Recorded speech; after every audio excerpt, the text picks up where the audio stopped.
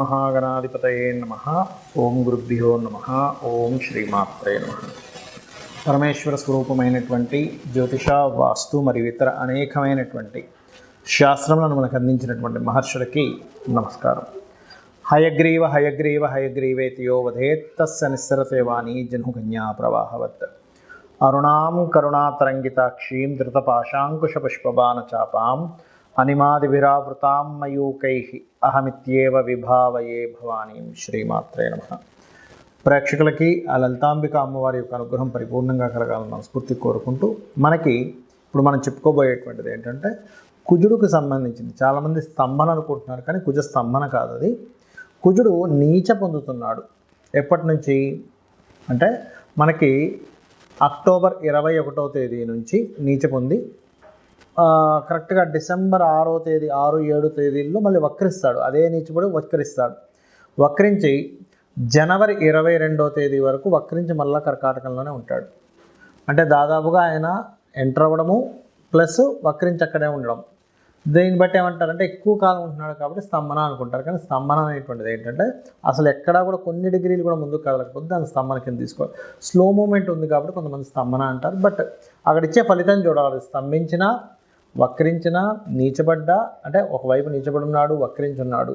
ఆ నీచబడినటువంటి ప్లానెట్ ఏ రాసులను చూస్తుంది, ఏ గ్రహాలను వీక్షిస్తుంది అనే దాని మీద ఆధారపడి ఉంటుంది. ఎప్పుడు కూడా గుర్తుపెట్టుకోండి. కాబట్టి ఈ యొక్క ఫలితాలు ఏవైతే ఉన్నాయో చెప్తుంది నేనైనప్పటికీ కూడా చెప్పిస్తుంది సాక్షాత్ లలిత అమ్మవారిగా భావిస్తూ, ఏ ఏ లగ్నాల వారికి, లగ్నం తెలియని వారు రాశిని చూసుకోండి, ఎటువంటి మంచి జరగనుంది, ఎటువంటి విషయాల్లో వీళ్ళకి జాగ్రత్తలు చూసుకోవాలి, ఏ పరిహార మార్గాలు చేసుకోవాలనేటువంటిది ఇప్పుడు మనం తెలుసుకుందాం. మకర లగ్నము, మకర రాశి.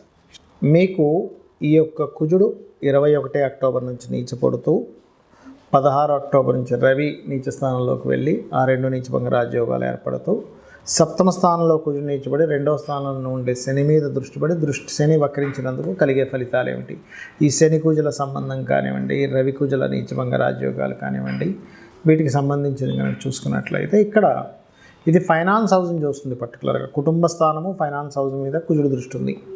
కాబట్టి ఏమిటి, కుటుంబ సభ్యులతో ఫినాన్షియల్ మ్యాటర్స్ విషయం వల్ల కాస్త లాంగ్గా ఉండేటువంటి కొన్ని ప్రణాళికలు డిస్టర్బ్ అయ్యాయని, ఇట్లాంటి విషయాల్లో కొంత ఘర్షణ వాతావరణం ఉంటుంది మకరం వారికి, గుర్తుపెట్టుకోండి. అలాగే మరొక విషయం ఏంటంటే సప్తమంలో ఉన్నటువంటి కుజుడు నీచబడి ఉన్నందుకు కాస్త జీవిత భాగస్వామికి సంబంధించిన విషయంలో అక్కడ నీచభంగ రాజ్యం కూడా జరిగినందుకు కొంత బాడీ పెయిన్స్, స్ట్రెస్ లాంటిది వస్తూ ఒకవైపు వాళ్ళకి ఏదైనా చూడండి, ఒక్కోసారి గవర్నమెంట్ ధనయోగాలు కానీ, గవర్నమెంట్ నుంచి రావాల్సిన ధనం కానీ, గవర్నమెంట్ ఉద్యోగాలు కానీ, ముఖ్యంగా ఈ మకరం వారికి అటువంటివి కూడా సిద్ధిస్తాయి అక్కడ. అలాగే ఈ యొక్క మకరం వారికి దశమంలో రవి వల్ల అక్కడ కూడా నీచభంగ రాజయోగం జరిగినందుకు మీకు కూడా మీరు ఎప్పటి నుంచో గవర్నమెంట్ రిలేటెడ్ వాటిల్లో నేను ట్రై చేస్తున్నానండి, నాకు రావట్లేదు అనుకునేటువంటి వారికి యోగిస్తుంది. అందులో ముఖ్యంగా బ్యాంకింగ్ సెక్టార్స్, అదేవిధంగా డిఫెన్స్ రిలేటెడ్ సంబంధించిన వాటిల్లోని, మెడికల్ రంగాల్లోని, ఇట్లాంటి వాటిల్లో మీరు కనుక గవర్నమెంట్ రిలేటెడ్ ట్రై చేసుకున్నట్లయితే మీ జన్మజాతకంలో కూడా కొద్దో గొప్ప గవర్నమెంట్ ధనయోగాలు ఉండాలి. అప్పుడే ఈ గోచారం మీకు సపోర్ట్ చేస్తుంది. అసలు మెయిన్ మూలంలోనే మనకి యోగమే లేదనుకోండి, గవర్నమెంట్ ధనయోగము లేనప్పుడు ఇక్కడ మీరు గోచారంలో వచ్చినంత మాత్రం ఏదో స్వల్పంగా ఏదో అప్పుడు మటు కొంత ధనం రావడం, కొంత సపోర్ట్ గవర్నమెంట్ వర్క్స్ అవ్వడం ఇట్లాంటివి జరుగుతాయి. కానీ కంప్లీట్గా జాబ్ రావాలంటే మాత్రం మీ యొక్క జన్మజాతకంలో రాజ్యగ్రహాలైనటువంటి రవిచంద్రులు జాబ్ స్థానంతో కానీ, ధనస్థానంతో కానీ, డైలీ లైఫ్ స్టైల్తో కానీ సంబంధం కలిగి ఉండాలి. అప్పుడు మీకు గవర్నమెంట్ జాబ్స్ వస్తాయి. అలాగే మరి గవర్నమెంట్ జాబ్ రావాలంటే మీరు చేయవలసింది ఏమిటంటే నవగ్రహాల్లో కుజుడు, రవి, శని, కేతు ఈ 4 గ్రహాల దగ్గర దీపారాధన చేయండి. మరియు గోవులకి క్యారెట్స్, బెల్లము, గ్రాసము, అదేవిధంగా గోధుమ రవ్వ తినిపించండి. లలితా సహస్రనామాల్లో ఓం శ్రీమాత శ్రీ మహారాజ్ని శ్రీమత్ సింహాసనేశ్వరే నమః, లేనట్లయితే ఓం మాణిక్య మకుటాకార జానుద్వయ విరాజితాయే నమః చేసుకోండి. అన్ని విధాల మీకు బాగుండడం జరుగుతుంది. ఈ యొక్క కుజుడు నీచ స్థానంలో ఉంటూ శనిని చూస్తున్నప్పుడు దేశ ప్రపంచవ్యాప్తంగా వచ్చేటువంటి ఫలితాలు ఏమిటి అంటే, ఈ కుజుడు మారకముందే మిథునంలో ఎప్పుడైతే మనకి క్రాస్ అయ్యాడో, అంటే ఆల్మోస్ట్ అక్టోబర్ మాసం ఫస్ట్ వీక్ సెకండ్ వీక్ నుంచే స్టార్ట్ అవుద్ది. ఎట్లాగా కొంతమంది రాజకీయ నాయకులు మార్పులు రిజైన్ చేయడం, లేకపోతే వ్యతిరేకత రావడం వల్ల మార్పులు రావడం, లేకపోతే వాళ్ళ మీద ఒత్తిడి రావడం గవర్నమెంట్స్ మీద, ఇట్లాంటివి జరుగుతాయి. ముఖ్యంగా ఈ కుజుడు శనిని చూస్తూ కుజుడు రవిని చూస్తుండడం వల్ల. అలాగే మరొకటి ఏంటంటే సహజంగానే క్రోధినామ సంవత్సరం ఏదైతే ఉందో కుజుడికి వచ్చింది కాబట్టి సర్వసాధారణంగానే మనం చూస్తూనే ఉన్నాం స్టార్టింగ్ నుంచి. రాహు ఎప్పుడైతే మనకి మీన రాశిలోకి ఎంటర్ అయ్యాడు, ఫస్ట్ దుబాయ్ దేశంలో బయట దేశాల్లో వచ్చింది విపరీతమైన వర్షం. అంటే ఏమిటి, జలరాశుల్లో ఒక రాహు ఆల్రెడీ ఉన్నప్పుడు మరలా ఇంకొక జలరాశిలోకి కుజుడు ఎంటర్ అయినప్పుడు తీవ్రతలు పెరుగుతాయి. కాబట్టి కాస్త జల ప్రదేశాల్లో ఉండేటువంటి వారు కాస్త జాగ్రత్తగా ఉండాలి. వరుణుణ్ణి వరుణ సంబంధించినటువంటి అంటే వరుణదేవుణ్ణి ప్రార్థించుకోవాలి. ఓం వరుణదేవాయ నమః అనుకుంటే కూడా చాలా మంచిది.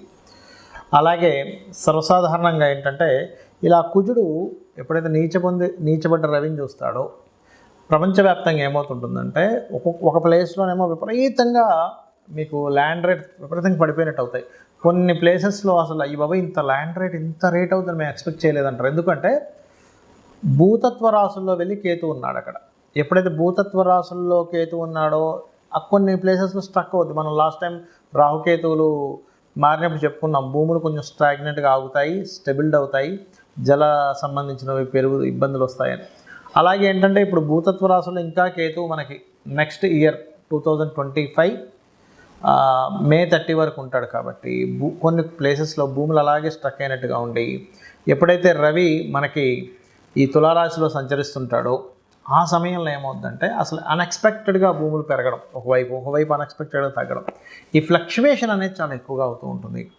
ఒక దేశం మీద ఇంకో దేశం అనుకోకుండా మెరుపుదాడులు చేయడం, అది కొన్ని మనకు చూడండి యుద్ధ సంబంధించినటువంటి కొన్ని బంకర్స్ అవి ఉంటాయి, వాటి మీద సడన్గా దాడి చేయడం కానీ, లేకపోతే సరిహద్దుల్లో కొన్ని వాళ్ళు మీరుతుంటారు.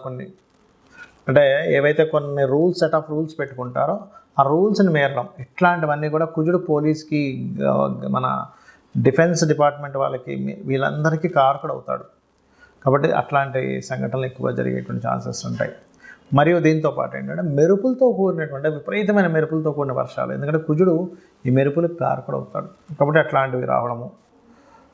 అదేవిధంగా ఇంకొంతమంది అంటున్నారు ఏదో ఉలక వస్తుందండి ఈ మధ్యకాలంలో. ఏ ఉలకలు రావు, దగ్గరకు వచ్చి దూరం వెళ్ళిపోతాయి. ఎందుకంటే అటువంటి హెవీ కూడా వచ్చి భూమిని తాకేటువంటి సమయం జరగట్లేదు. ఎందుకంటే నన్ను చాలా రోజుల నుంచి అడుగుతున్నారు, ఏమంటే అక్టోబర్ మాసంలో ఏదో ఉలక ఉందంట కదా, కుజుడు 21వ తేదీ నుంచి నీచపొందుతున్నాడంట కదా. అంటే అటువంటివి ఏమీ జరగవు అని చెప్పి నేను చెప్పడం జరిగింది. కాబట్టి అట్లాంటి ఉలకలు ఏమొచ్చి భూమి మీద తాకవు, దగ్గర దాకా వచ్చి తిరిగిపోవడం కూడా జరుగుతుంది చెప్పాలంటే. కాకపోతే ఏంటంటే ఈ కొంచెం ఈ ప్రకృతి వైపరీత్యాలు మాత్రం కొంచెం ఎక్కువగానే వచ్చేటువంటి ఛాన్సెస్ కనిపిస్తున్నాయి. సో మీ అందరూ కూడా ఇప్పుడు కొంతమందికి డేట్ ఆఫ్ బర్త్ ఉంటుంది, ఉండదు. అటువంటి వారు ఏం చేయాలంటే కుజ, శని, రాహు, కేతు, రవి ఈ 5 గ్రహాల దగ్గర దీపారాధన చేసి గోవులకి క్యారెట్స్, బెల్లము తినిపించండి. ఆంజనేయ స్వామి ఆలయాలు కానీ, సుబ్రహ్మణ్యేశ్వర స్వామి కానీ ఆలయాలకు కానీ వెళ్ళండి, అన్ని విధాలు బాగుంటుంది.